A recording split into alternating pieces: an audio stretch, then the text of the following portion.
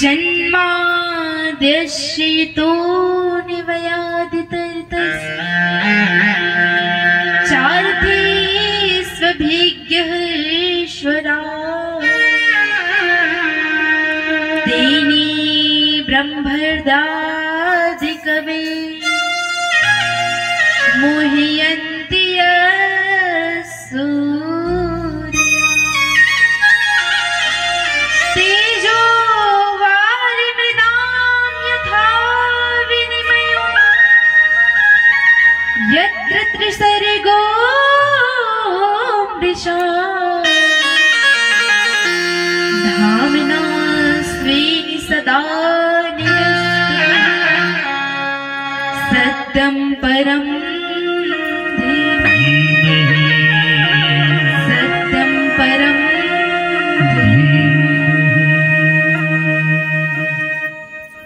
जो जन्म आदि से परे जगत नियंता जगदाधार जगत के प्रलय करता संहार करता श्री बांके बिहारी लाल नारायण कालों के काल महाकाल इन तीनों का निरूपण किया गया है।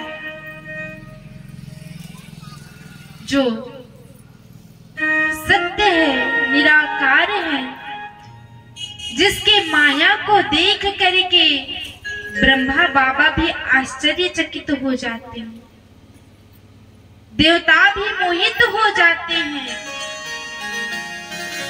वह परमात्मा स्वयं प्रकाशवान है। तेने ब्रह्म हृदय आदि कवचे मोहयन्ति यत् सूर्या तेजो वारि मृदाम यथा विनिमयो। तीन प्रकार के तेज बताया गया है। तीन प्रकार के यत्र त्रिसर्गो मृषा जागृत, तीन प्रकार के स्वप्न बताए गए हैं, जागृत, स्वप्न और तुरीय। जो तीनों मिथ्या है, झूठी है, बिल्कुल भी असत्य है, परंतु आज हम लोग उसे सत्य के रूप में देखते हैं, सत्य के रूप में जानते हैं, पहचानते हैं। जागृत क्या है? जिस प्रकार से हम अभी जाग रहे हैं और जागते जागते विचार करते हैं, सोचते हैं, मन में कामना होती है कि आगे भविष्य में हम इस चीज का निर्माण करेंगे, आगे भविष्य में हम ये कार्य करेंगे, उस कार्य की तैयारी करते हैं, सोचने लगते हैं। ये है जागृत। और स्वप्न, हम सोए रहते हैं और सोए सोए विचार करते हैं। सोए तो रहते हैं बेड पर, लेकिन कहीं भंडारे में जाकर के रसगुल्ला खाते हैं। यही होता है ना, सोए रहते हैं बेड में और जाकर के रसगुल्ला का आनंद ले रहे हैं। ये है स्वप्न। और तुरीय, तुरीय अवस्था क्या है? ना तो हम जागते हैं और न ही हम सोते हैं। कभी कभी हमें झपकी लग जाती है नींद की।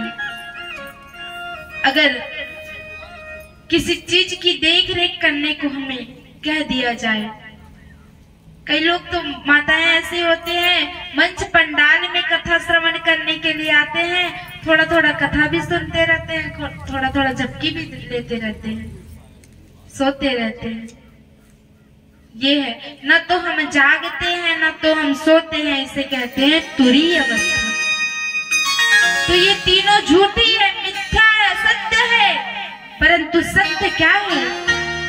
तो श्रीमद् भागवत के 10वें स्कंद में द्वितीय अध्याय के 26वां नंबर श्लोक में कहा गया है, उस परमात्मा को सत्य के रूप में साबित किया गया है। सत्य सत्यव्रतं सत्यपरं त्रिसत्यं सत्यस्य योनि निहितं च सत्य सत्यस्य सत्यमृत् सत्यनेत्रम् सत्यात्मकं त्वां शरणं प्रपन्नम्। इस श्लोक में कितने बार सत्य का प्रयोग किया गया है मेरी मैया? 9 बार। 9 बार सत्य का प्रयोग किया गया है इस श्लोक में। श्रीमद् भागवत के 10वें स्कंद के 2 अध्याय के 26वां नंबर श्लोक में। और 9 बार का अर्थ क्या है? 9 माह तक मैया अपने कोख में हमें गर्भ के रूप में धारण करके रखती है। क्या ये सत्य है? सत्य है ना?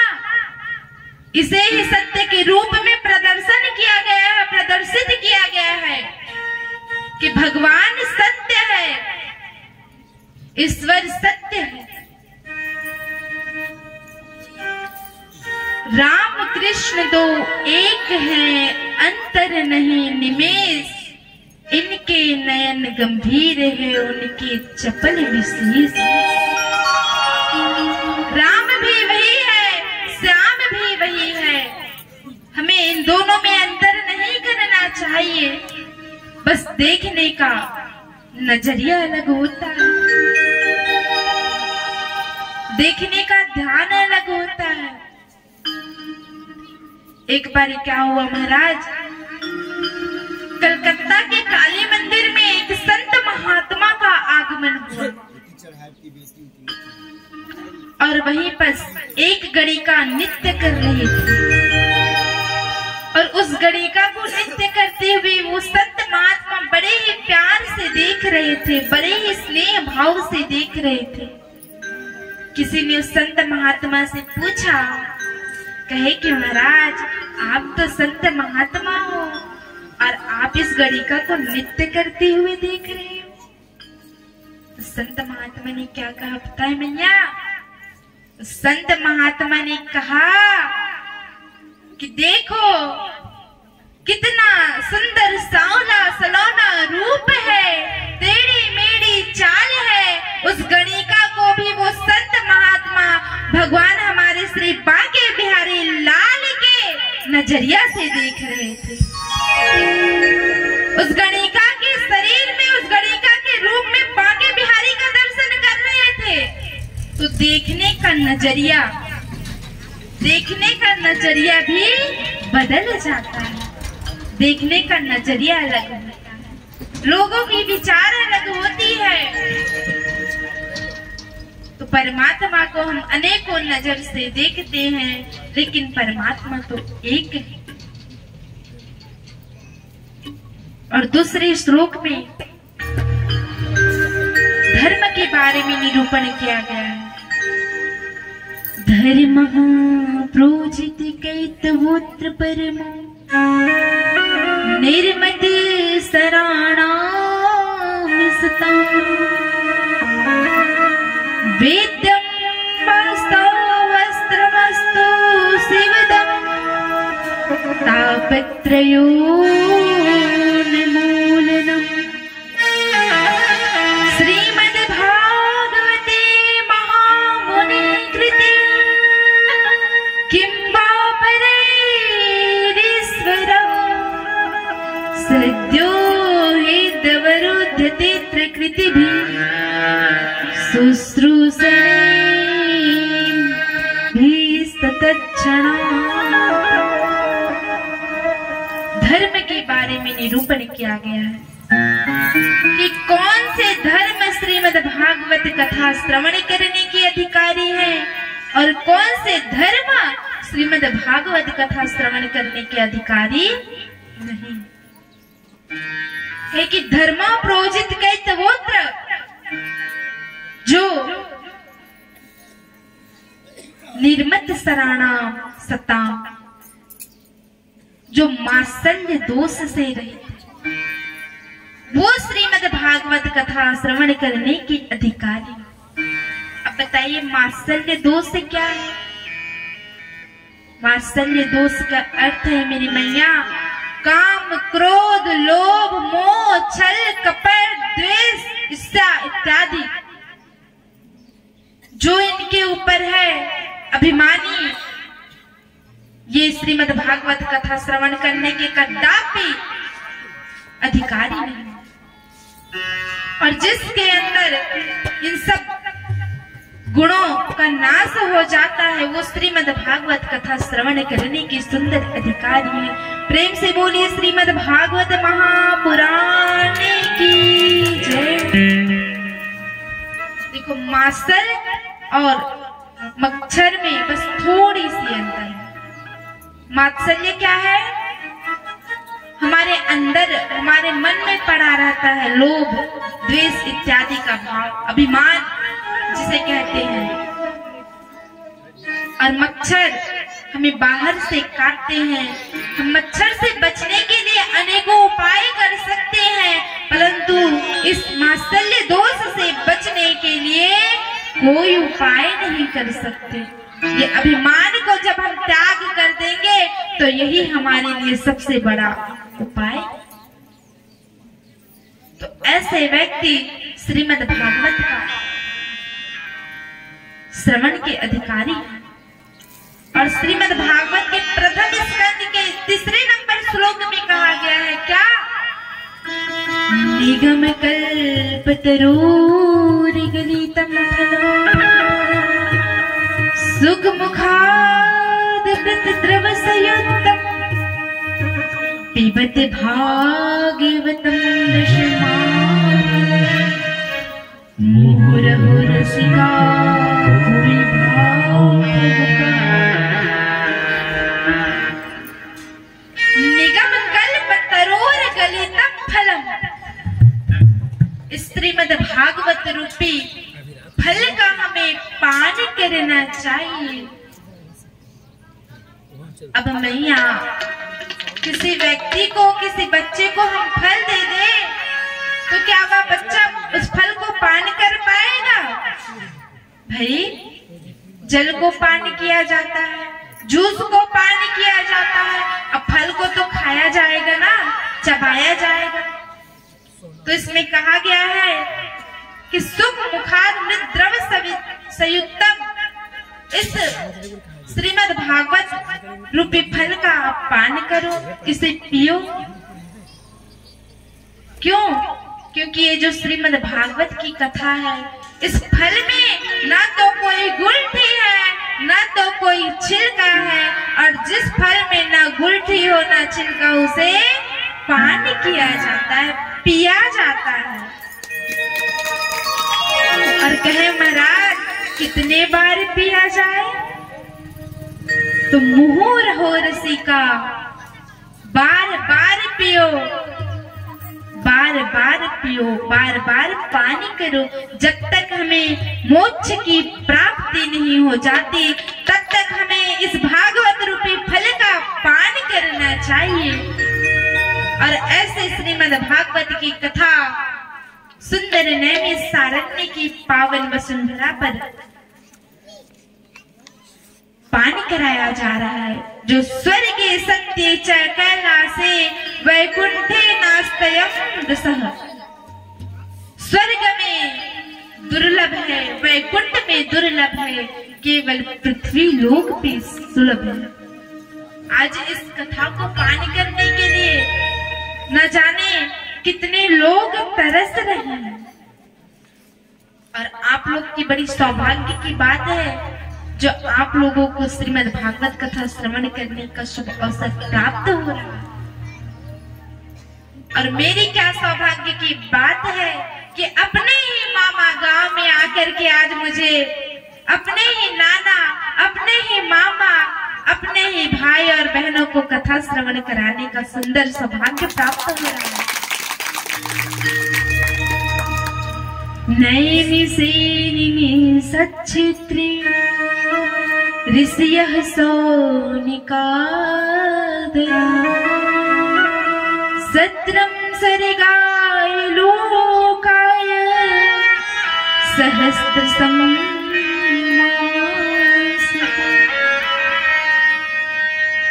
एक बार शौनक आदि महात्मा श्री ब्रह्मा जी के पास जाते हैं और ब्रह्मा जी के पास जाकर के हाथ जोड़ करके विनती करते हैं कि प्यारे प्रभु, आज हम आप ही के शरण में आए हैं, कृपया करके आप हमें ऐसा स्थान बताइए, पवित्र स्थान बताइए, क्योंकि आज कोई भी पवित्र स्थान नहीं बचा। लोग नदी के किनारे को दूषित करने लग गए, नदी के जल को, गंदे नालियों का पानी ला करके दूषित करने लग गए हैं। कोई पवित्र स्थान ही नहीं बचा। कोई पवित्र स्थान बताइए जहां पर 1000 वर्ष तक तप किया जाए। तो ब्रह्मा बाबा ने कहा कि ध्यान से सुनिए शौनक जी महाराज, जो मेरे हाथ में चक्र है, इस चक्र को मैं प्रवाहित करता हूँ, छोड़ता हूँ, और यह चक्र जहाँ पर भी जाकर के गिरे वह स्थान पवित्र हो जाएगा। और ब्रह्मा बाबा ने चक्र छोड़ा और वह चक्र जाकर के नैमिषारण्य की पावन वसुंधरा पर निमिष मात्र पलक झपकते ही टच करके वहां से चले गए और वह स्थान पवित्र हो गए, सुंदर हो गया। प्रेम से बोलिए नैमिषारण्य पावन वसुंधरा की जय। तीरथ पर नैमिष विख्याता, अति पुनीत साधक सिद्धिदाता। तीरथ पर नैमिष विख्याता, अति पुनीत साधक सिद्धिदाता। तीरथ अति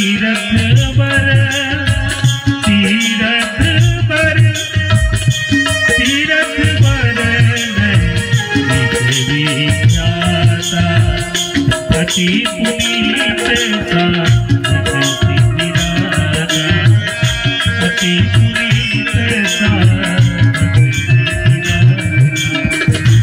बसहि तहाँ, बसहि तहाँ, बसहि तहाँ, बसहि तहाँ हृदय समाजा। बसहि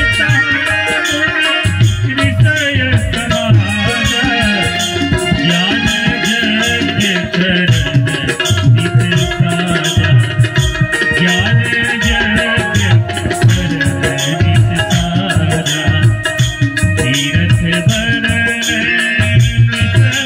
विख्याता, तीरथ बर नित विख्याता। अति पुनीत साधक सिद्धिदाता, अति पुनीत साधक सिद्धिदाता। प्रेम से बोले बांके बिहारी लाल की जय। राधा रानी सरकार की जय। ऐसे नैमिषारण्य की पावन वसुंधरा श्री शौनक आदि महात्मा यज्ञ करने लगे, तपस्या करने लगे। और जैसे ही यज्ञ के पश्चात जो समय अवशेष बचता, उसी अवशेष समय पे श्री सूत जी महाराज को व्यास मंच पर मंचासित करके सुंदर कथाओं को श्रवण करते। श्री सूत जी महाराज से श्री शौनक जी महाराज ने प्रश्न किया कि किम श्रेया शास्त्र सारकः स्वावतारः प्रयोजनम्, किम कर्म केवतारश्च धर्मागम शरणं गतः। कि महाराज पहला प्रश्न यह है कि मनुष्य मात्र का कल्याण कैसे होगा। हम सब कलयुग के कलेशित प्राणियों का कल्याण कैसे होगा। ये श्री सूत जी महाराज से शौनक जी महाराज प्रथम प्रश्न किए। द्वितीय प्रश्न ये है कि शास्त्र बहुत है परंतु सबका सार क्या है। तीसरा प्रश्न यह है कि भगवान श्री कृष्ण माता देवकी के गर्भ से ही जन्म लेकर के क्यों नहीं है, क्यों आए। और चौथा प्रश्न है महाराज कि भगवान के कितने अवतार हैं और कौन कौन से अवतार में कौन कौन से लीलाएं की। और पांचवा प्रश्न है कि भगवान किस अवतार में मनुष्य को धर्म के रास्ते पर चलना सिखाया। और छठवां प्रश्न यह है कि भगवान जब इस धराधाम को छोड़ करके गए तो धर्म किसकी शरण में गया। ये 6 प्रश्न श्री शौनक जी महाराज श्री सूत जी महाराज से किए। श्री सूत जी महाराज ने बड़ा ही प्रश्न का उत्तर दिया। कहे कि महाराज आपने जो प्रश्न किया है ना, आपके प्रश्न को उत्तर मैं अवश्य दूंगा, परंतु सबसे पहले मैं अपने गुरुदेव का वंदन करूं। और श्री सूत जी महाराज अपने गुरुदेव श्री सुखदेव जी महाराज का वंदन करने लगे, चिंतन करने लगे, मनन करने लगे। क्योंकि जो श्री सुखदेव जी महाराज है ना, कोई सामान्य नहीं है।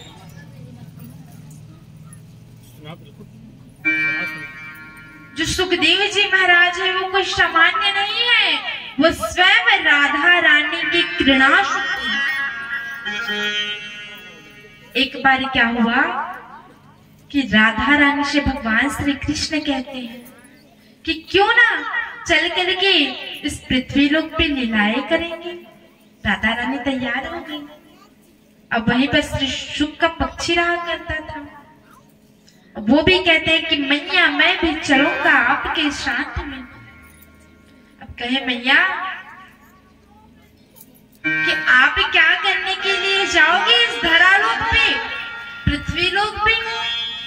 तो सुख का पक्षी बोलने लगा कि मैया प्यारे प्रभु, और आप सुंदर सुंदर लीलाओं का गुण श्रवण करना, नृत्य करना, अपना कला दिखाना, और मैं वहां आपकी लीलाओं का गुणगान करूंगा, आनंद लूंगा। और वही सुख का पक्षी कैलाश पर्वत में अंडे के रूप में परिणित हो गए। कैलाश पर्वत पे कौन निवास करते हैं मेरी मैया, कौन निवास करते हैं नाना जी? महादेव, देवों के देव। ओम नमः पार्वती पते हर हर महादेव। देवों के देव महादेव निवास करते हैं कैलाश पर्वत में। और वहीं मैया भगवान भोलेनाथ का कार्य कर रही थी, भांग को पीस रही थी। और अचानक से नारद जी का आगमन हो गया। और नारद जी का आगमन हुआ तो नारद जी मैया से पूछने लगे कि मैया एक बात पूछूं। तो मैया बोली बिल्कुल नारद जी, आपसे पूछो तो सही। तो मैया से कहते हैं नारद जी, अच्छा मैया बताइए कि आपको भगवान शंकर प्रेम करते हैं। मैया ने कहा कि हाँ, हम भगवान भोलेनाथ अत्यधिक प्रेम करते हैं। नारद जी ने कहा कि आपको प्रभु अपनी हर एक बात बताते हैं। मैया ने कहा कि हाँ प्यारे प्रभु, तो हमें हर एक बात बताते हैं। तो नारद जी ने कहा कि मैया अच्छा एक बात बताइए कि आपको प्रभु ने बताया है कि अपने गले पे मुंडों की माला क्यों लटकाई है, क्यों रखी है? मैया ने कहा कि नहीं प्यारे नारद जी, हमें तो आज तक भोले बाबा ने ये नहीं बताया कि अपने गले पे मुंडों की माला आखिर क्यों लटकाए। अच्छा बताइए मैया, किसी को पता है कि मुंडों की माला भगवान भोलेनाथ ने अपने गले पे क्यों धारण की है? जानना चाहोगे तो प्रेम से बोलिए राधे राधे।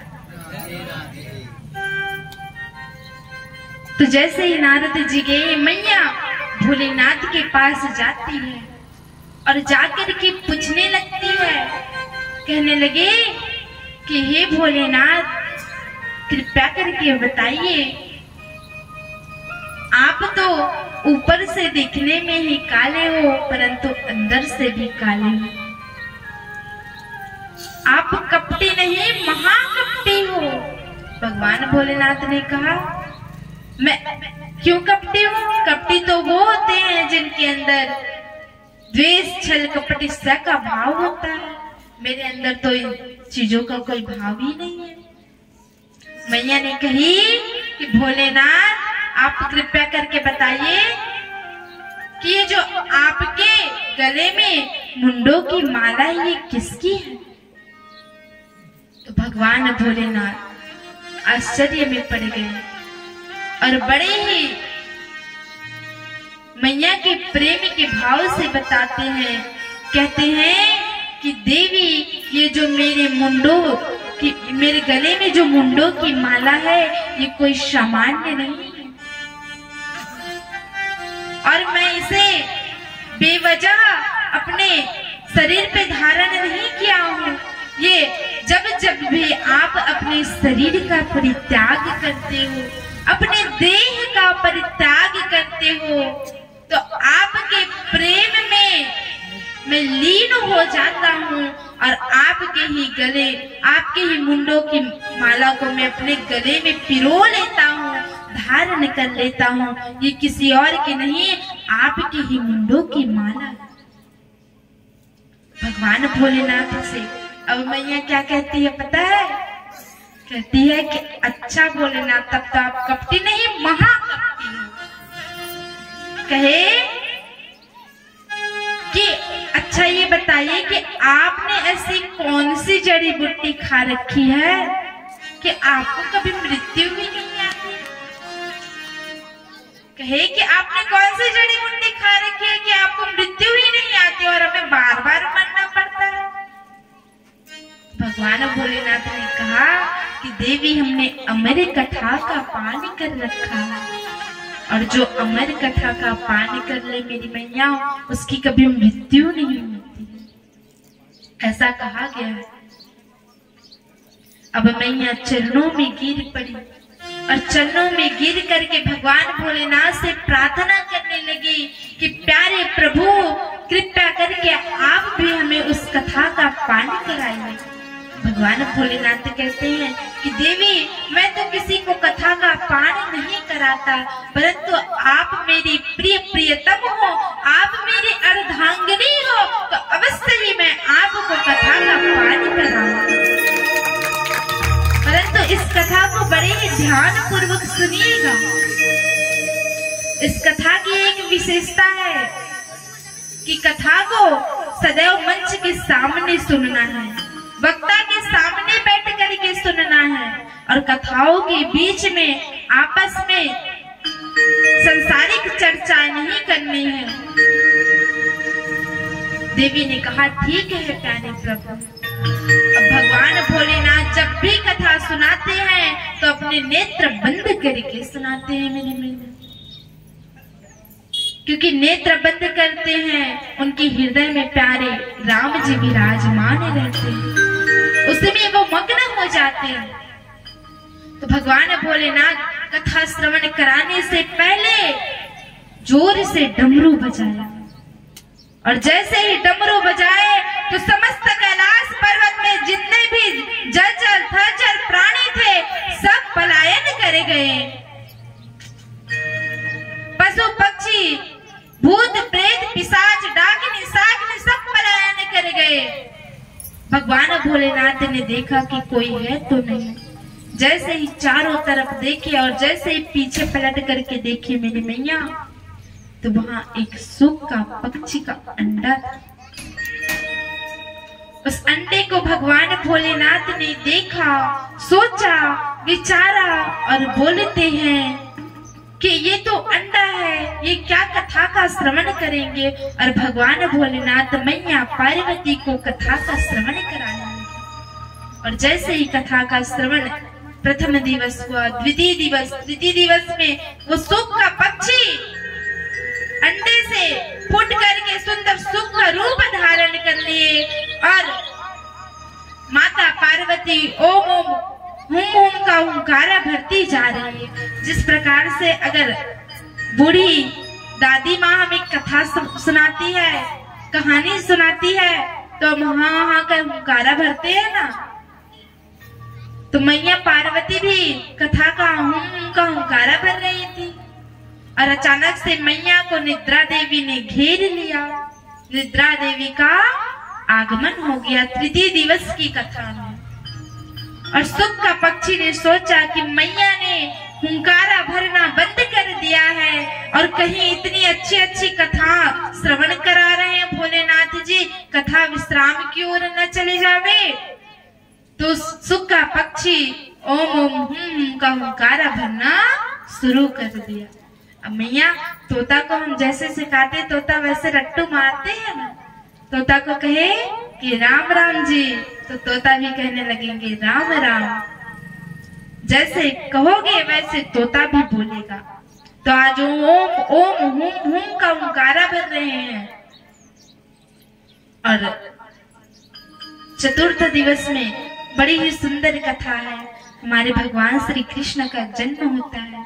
परसों भी हम सब मिलकर के भगवान श्री कृष्ण का जन्मोत्सव मनाएंगे। और जैसे ही कथा विश्राम की ओर चली गई, भगवान शिव शंकर ने जोर से जयकारा बुलाया। क्या? बोले बाल कृष्ण लाल की जय। और जैसे ही जयकारा लगाए मैया, देखो अगर इस पंडाल में किसी को निद्रा देवी का आगमन होता रहे ना, और हम यहाँ से ओम ओम जय जयकार का उच्चारण करने लगे या जयकारा लगाने लगे ना, तो पुनः वो निद्रा देवी से दूर हो जाते हैं। जैसे ही भगवान भोलेनाथ ने जयकारा लगाया, माता देवी पार्वती का निद्रा देवी गायब हो गया। माता देवी आश्चर्यचकित हो गई, कहेगी क्या हुआ प्रभु, आप इतने जोर से जयकारा लगा रहे हो। प्रभु ने नेत्र खोला और कहे कि देवी आपने आप कथा का पान नहीं कर रहे हो। देवी ने कहा कि क्षमा कीजिए प्रभु, हमें निद्रा देवी का आगमन हो गया। भगवान भोलेनाथ ने कहा कोई बात नहीं देवी, आपको निद्रा देवी का आगमन हो गया था तो कोई बात नहीं, लेकिन कथा को श्रवण कौन कर रहे हैं, कथा में हुंकारा कौन भर रहे हैं। भगवान भोलेनाथ ने जैसे ही पीछे पलट करके देखे तो वहां सुख का पक्षी ओम ओम का हुंकारा भर रहे हैं। भगवान भोलेनाथ के नेत्र लाल हो गए और भगवान भोलेनाथ ने त्रिशूल उठाया और जाकर के उस सुख के पक्षी को मारने का प्रयास किया। भागे भागे उस सुख के पक्षी के पीछे पीछे दौड़े दौड़े चले जा रहे हैं और वह सुख का पक्षी भागते भागते सम्यप्रास आश्रम में पहुंचे, व्यास जी के आश्रम में। और वही व्यास जी की पत्नी बिटिका जो भाई ले रही थी और उन्हीं के मुख से प्रवेश करके गर्भ को धारण हो गए। और वही सुख का पक्षी माँ बिटिका के गर्भ में 12 वर्ष तक रहे, जो सुखदेव जी महाराज के रूप में जन्म लिए। और जन्म लेते ही यम प्रव्रजन्तमनुपेतम पेत कृत्यम द्वैपायनो विरह कातर आजुहा पुत्रेति तन्मय तया तर्वोभिने दुस्तम सर्वभूत हृदय मुने मानतोस्मि। जन्म लेते ही जंगल की ओर प्रस्थान करते गए। विरहातुर पिता व्यास जी आतुर हो गए, दुख हो गए, पुत्र पुत्र पुकारते गए कि पुत्र कहाँ जा रहे हो, ठहर जाओ, रुक जाओ। कोई जवाब नहीं दिया, परंतु वृक्षों ने बड़ा ही सुंदर उपदेश दिया, बड़ा ही सुंदर उत्तर दिया। कहे, यह स्वानुभावमखिल श्रुति सारिमेक मध्यात्म दीपमति तिथि सताप्तमूलम्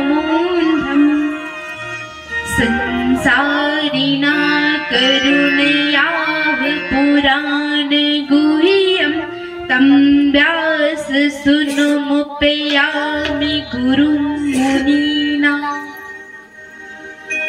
कि हे व्यास जी महाराज, आप जिसे पुत्र पुत्र पुकारते जा रहे हो, ये कोई सामान्य नहीं है, ये धर्म को उजाला करने वाले महान पुरुष हैं। और जैसे ही वृक्षों ने उत्तर दिया तो व्यास जी महाराज भगवान का वंदन करने लगे, मां सरस्वती का वंदन करने लगे। कहे, नारायणं नमस्कृत्य नरं चैव नरोत्तमं देवीं सरस्वतीं व्यासं ततो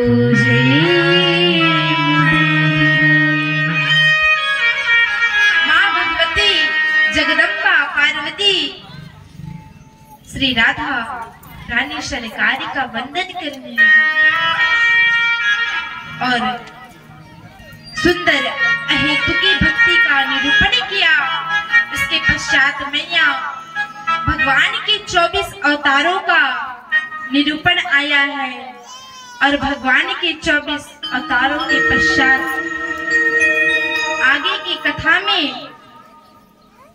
व्यास जी के जन्म के बारे में बताया गया है कि व्यास जी का जन्म कैसे हुआ। तो कहे, कस्मिन् योगे प्रवृत्ते स्थाने वाकेन हेतुना कुतः संचोदितः कृष्ण कृतवान् संहिता।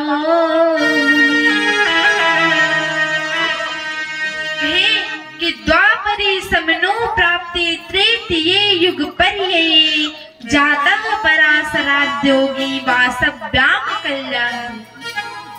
द्वापर युग में महर्षि पराशर जी की कन्या सत्यव्रती के गर्भ से द्वापर युग में जन्म लेने के कारण वेदव्यास जी का नाम कृष्ण द्वैपायन व्यास पड़ा।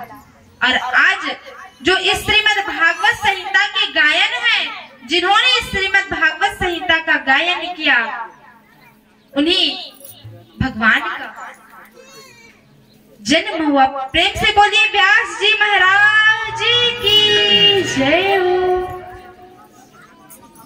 पर महाराज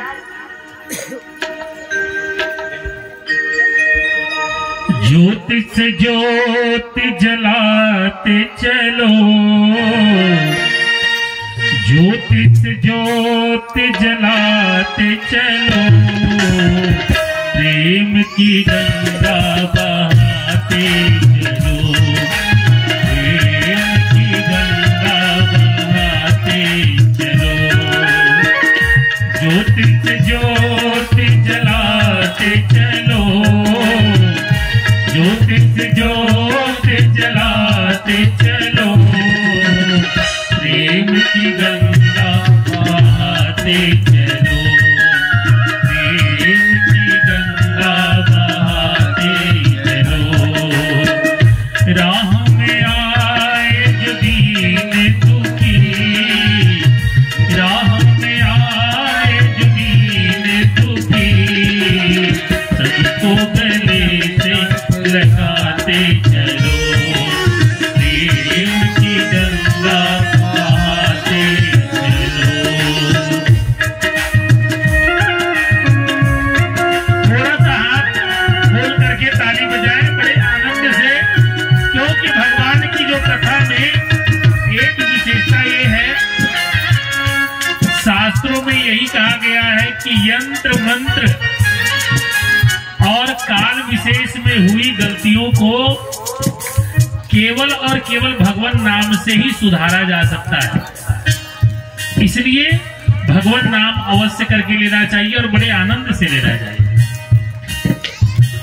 ज्योतिष ज्योति जलाते चलो, ज्योतिष ज्योति जलाते चलो, प्रेम की गंगा बहाते चलो, प्रेम की गंगा बहाते चलो।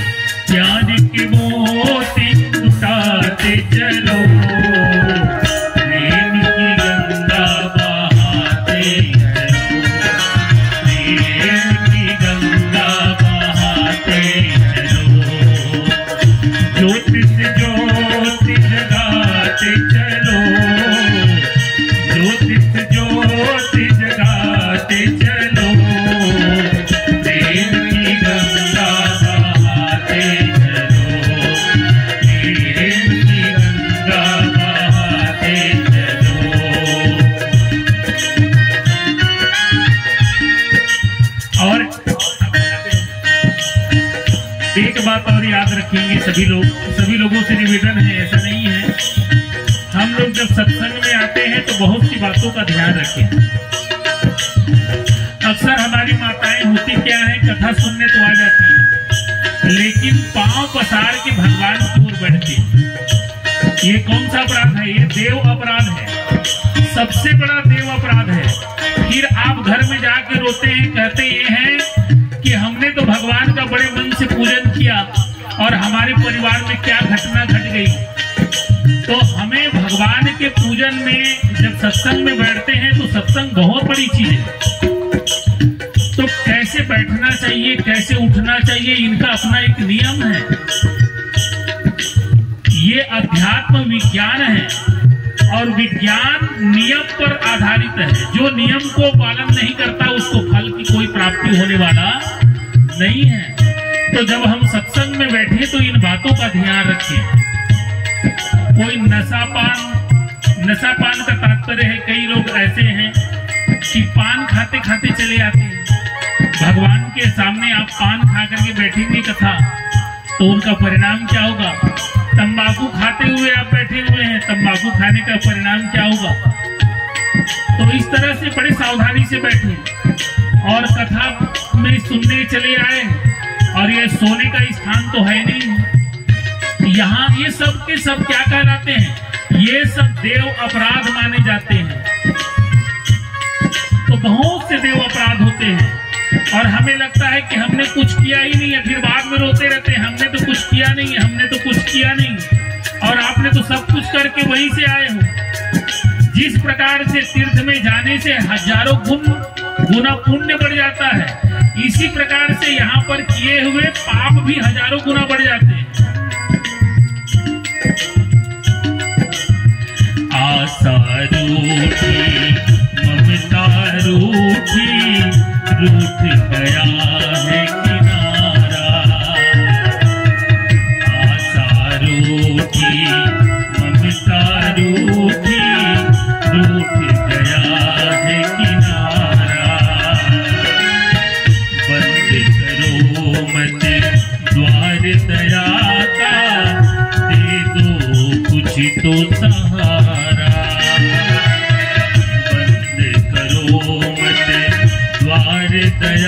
का, दे दो कुछ तो सहारा। आशा के मोती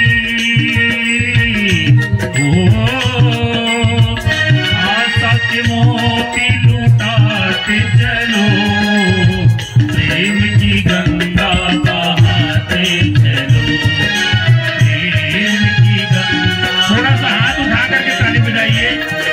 प्रेम की गंगा बहाते चलो, प्रेम की गंगा बहाते चलो, ज्योत से ज्योत जगाते चलो, ज्योत से ज्योत जगाते चलो, प्रेम की गंगा बहाते चलो, प्रेम की गंगा बहाते चलो। राह में आए गरीब दुखी, राह में आए गरीब दुखी, सबको गले से लगाते चलो, प्रेम की गंगा बहाते चलो, प्रेम की गंगा बहाते चलो, प्रेम की गंगा बहाते चलो। बोलिए श्री बांके बिहारी लाल की जय, बोलिए लाडली सरकार की जय हो, बोलिए यज्ञ नारायण भगवान की जय हो।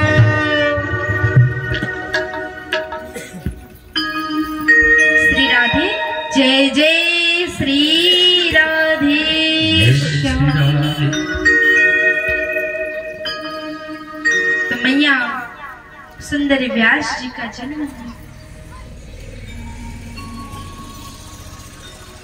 ये वक्त है कब बदल जाए, कोई समय नहीं है, इसलिए प्रेम की गंगा बहाते चलो। सबसे मिलजुल करके रहो, क्या पता कोई आज है कल ना हो। वक्त से लड़कर जो नसीब बदल दे, वक्त से लड़कर जो नसीब बदल दे, इंसान वही है जो अपनी तकदीर बदल दे।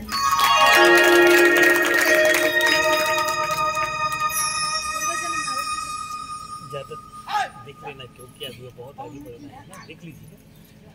तो इन्हीं व्यास जी ने, महाराज ने 17 पुराण, 4 वेद, 6 शास्त्र और 5म वेद महाभारत की रचना करी। कितने पुराण? 17 पुराण। परंतु व्यास जी के मन को शांति नहीं मिली। व्यास जी अत्यंत दुख थे।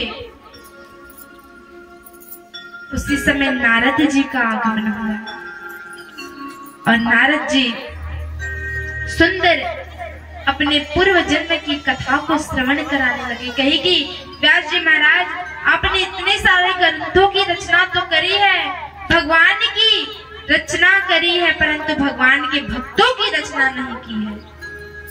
और जहाँ भगवान हो वहाँ भक्त नहीं हो तो भगवान कोई काम के नहीं, जहाँ भक्त है वहाँ भगवान नहीं तो भक्त कोई काम के नहीं। व्यास जी महाराज ने कथा की रचना करी, लेकिन भगवान के भक्तों की रचना नहीं करी। कहने लगे, अहम पुरातीत भवे भवान्, दास्यास्तु कस्याश्चन वेदवादिना, निरूपितो बालक एव योगिना, शुश्रूषणे प्रावृषि निर्विवेचिता। मेरे पूर्व जन्म की कथा को ध्यान से सुनिए। कौन कह रहे हैं? नारद जी महाराज। कहे कि महाराज, मैं पूर्व जन्म में अहम पुरातीत भवे भवम मुने, मैं अगले जन्म में एक दासी का पुत्र था। मेरे पिताजी मेरे दीर्घ आयु में ही, छोटे आयु में ही हमें छोड़ करके चले गए थे। मेरी मैया दासी का कार्य करती थी, ब्राह्मणों का सेवा करती थी, संतों का सेवा करती थी। ब्राह्मणों को, चतुर्मास करने वाले ब्राह्मणों को भोजन खिलाया करते थे और उसी का प्रसाद, उसी का जूठन हम और मेरी मैया दोनों प्रसाद के रूप में स्वीकार करते थे। एक दिन चतुर्मास करने वाले ब्राह्मणों का आगमन हुआ और प्रसाद पाए। प्रसाद पाने के पश्चात जब महात्मा जाने लगे तो मैं रुदन करने लगा कि मैं भी आपके साथ जाऊंगा। ब्राह्मणों ने नारद जी से कहा कि देखो, आप इतने सत्कर्म नहीं किए हो, तप नहीं किए हो और आप हमारे साथ जाने के लिए अभी उत्कृष्ट नहीं हुए।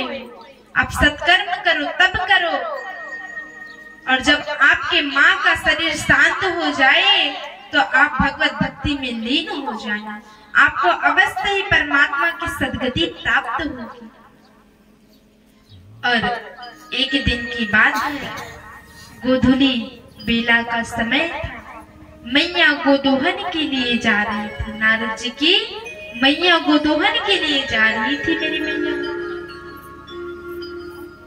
अब गोधूली बेला के समय में किसी रस्सी को हम देखते हैं तो सर्प के रूप में भी हमें दिखाई पड़ता है कई बार। तो वही सर्प को ही अपने पैर से गलती से कुचल डाला और उस सर्प ने मैया को काट लिया, जिससे माँ का शरीर शांत हो गया। और नारद जी ने सुंदर माँ का अंतिम संस्कार किया और अंतिम संस्कार करने के पश्चात पूर्व दिशा की ओर भगवान की कथा में लीन हो गई। और नारद जी महाराज समझा रहे हैं, कह रहे हैं व्यास जी महाराज से कि व्यास जी महाराज, आप भगवान के भक्तों का गुणगान करो, इससे आपको अवश्य ही मन को शांति मिलेगी। और चतुर्श्लोकी भागवत का उपदेश दिए नारद जी महाराज और चतुर्श्लोकी भागवत का उपदेश दे करके वहां से अंतर ध्यान हो गए। प्रेम से बोलिए नारद जी महाराज की जय। और जैसे ही उसी चतुर्श्लोकी भागवत को श्री सुखदेव जी महाराज ने, श्री व्यास जी महाराज ने 18,000 श्लोकों में परिणित कर दिए। जो श्रीमद् भागवत में 18,000 श्लोक, 335 अध्याय, जिसमें और 12 स्कंद है, वही व्यास जी के द्वारा रचित श्रीमद् भागवत ज्ञान यज्ञ सप्ताह अब तैयार तो कर लिए, सोच रहे हैं कि इसे किसे प्रदान किया जाए, क्योंकि ये श्रीमद् भागवत किसी बहुमूल्य व्यक्ति को प्रदान किया जाए। अब सोच रहे हैं संसार में कौन बहुमूल्य व्यक्ति है। विचार करने लगे, उनके मन में विचार आया कि जिन्होंने अपना सर्वस्व त्याग कर दिया है, उसके अलावा इस संसार में कोई व्यक्ति नहीं हो सकता है। और कौन है वो? कोई और नहीं, वो स्वयं व्यास जी के पुत्र श्री सुखदेव जी महाराज हैं। परंतु उसे कैसे प्रदान करें मैया? सुखदेव जी महाराज तो चले गए हैं वन में और व्यास जी महाराज तो अपने व्यास आश्रम में है, सम्यक्प्रास आश्रम में बैठे हुए हैं। अब सोच रहे कि कैसे बुलाया जाए। तो उन्होंने अपने 2 शिष्यों को उस 18,000 श्लोक में से 2-4 श्लोक पढ़ाया और पढ़ा करके कहे कि जाओ श्री सुखदेव जी महाराज को सुनाना, और सुन करके वो उसका मन प्रफुल्लित तो हो जाएगा और वो स्वयं भागते हुए यहाँ आ जाएगा। श्री सुखदेव जी महाराज के 2-3 शिष्य उस जंगल में गए और जंगल में जाकर के प्रथम श्लोक को गुनगुनाने लगे जो व्यास जी ने पढ़ाया था।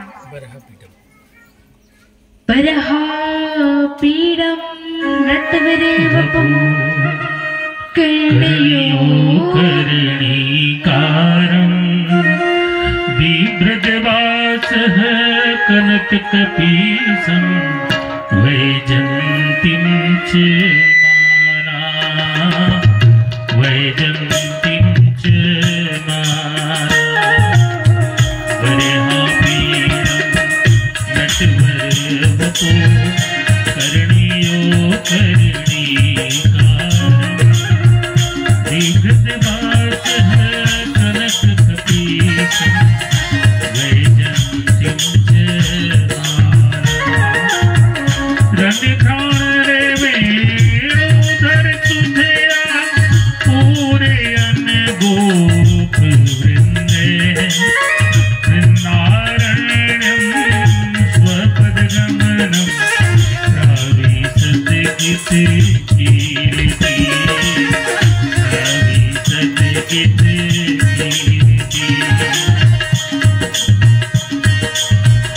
भगवान श्री नंद नंदन भगवान श्री राजराजेश्वर इस समय क्या कर रहे हैं? इस समय भगवान श्री बांके बिहारी जी वृंदावन की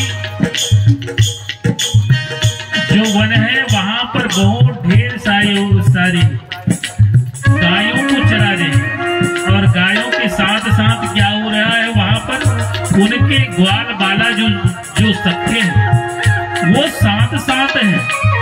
और सुबह से लेकर के जब संध्या काल का जब समय हुआ तो भगवान फिर वापस आ रहे हैं, जब वृंदावन से वापस लौट रहे हैं तो भगवान श्री कृष्णचंद्र जी महाराज जी का जो स्वरूप है अद्भुत छवि धारण किए हुए भगवान वो कर क्या रहे हैं कि एक उनके कान में केवल एक ही फूल है कनेर के और भगवान बरहा पीड़ कहते हैं जो मोर का जो पंख है उनको लगाया हुआ है और एक फूल है। तो कभी भगवान उस कनेर के फूल को कभी दाहिने कान पर लगाते और कभी बाएं कान पर लगाते और इनकी और रस माधुरी से भरी हुई जब वो बांसुरी की तान छेड़ते तो उनके जो ग्वाल बाल जो सखा है इतने आनंदित हो जाते कि भगवान की कीर्ति का गान करने लगते, कहने लगते कि प्रभु आपकी क्या सूरत है, क्या मोहिनी सूरत है। इसका गान भगवान श्री सुखदेव जी ने भगवान वेद व्यास जी ने गाकर के श्री सुखदेव जी के लिए संदेशा भेजा है। बरहा पीड़म नटवरवपु कर्णयो कर्णीकारं नटवरवपु कर्णयो कर्णीकारं बिभ्रजवासः कनक कपीसं वैजन्तीं च माला वैजन्तीं च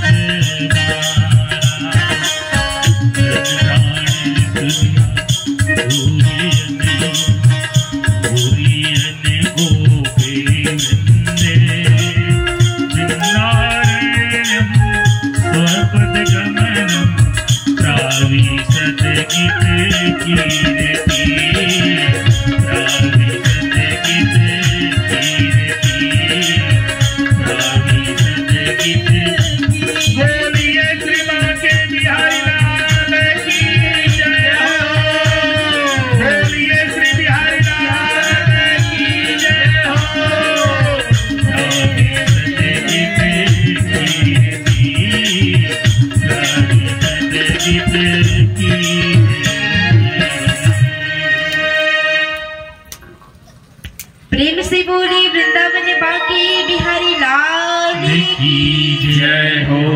जय जय श्री राधे। सुंदर व्यास जी के शिष्य जाकर के प्रथम श्लोक का गुणगान करें। बरहा पीड़म नटवरवपु कर्णयोर कर्णिकारं, जो कितना सुंदर श्रावण सलोना शरीर है, एक कर्ण में कनेर का पुष्प धारण किए, पीतांबर वस्त्र है और सोचो कि नाम है तेरा तारनहारी। कब तेरा दर्शन होगा, जिनकी प्रतिमा इतनी सुंदर, वो कितना सुंदर।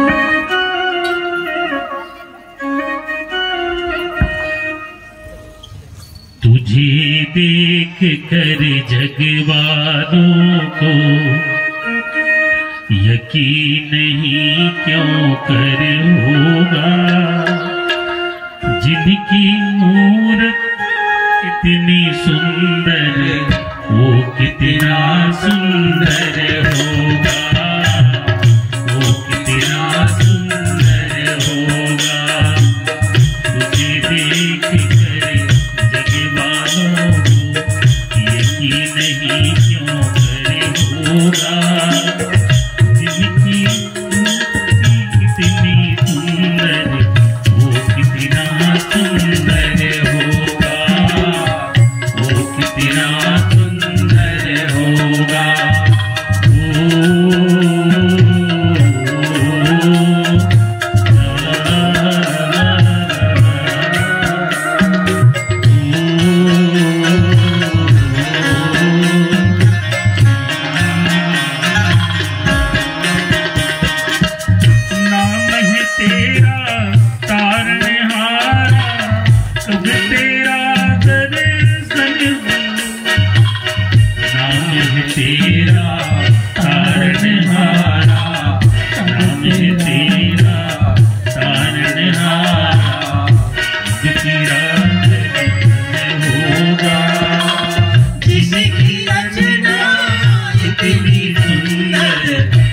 कितना सुंदर होगा, वो कितना सुंदर होगा। नाम है तेरा तारनहारा, जब तारे उगले सन होगा।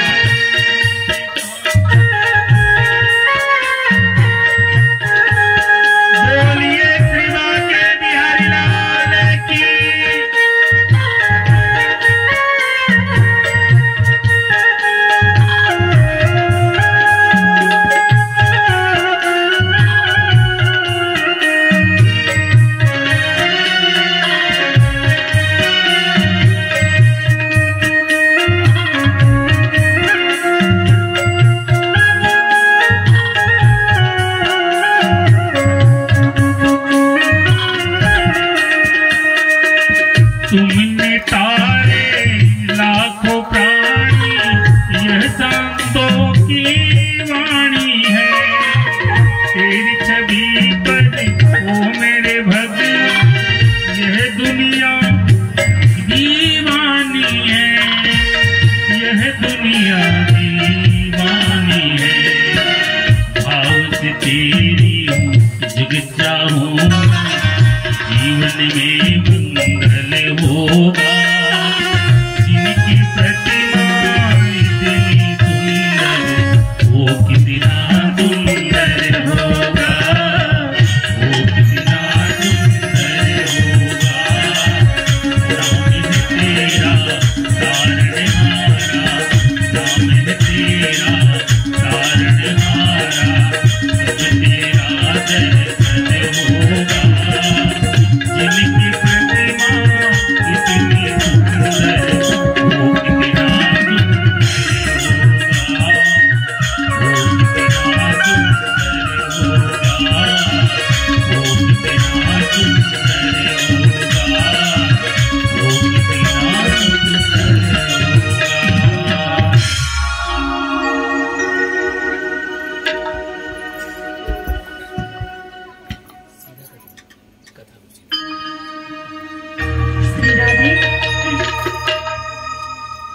प्रेम से बोली वृंदावन बाग।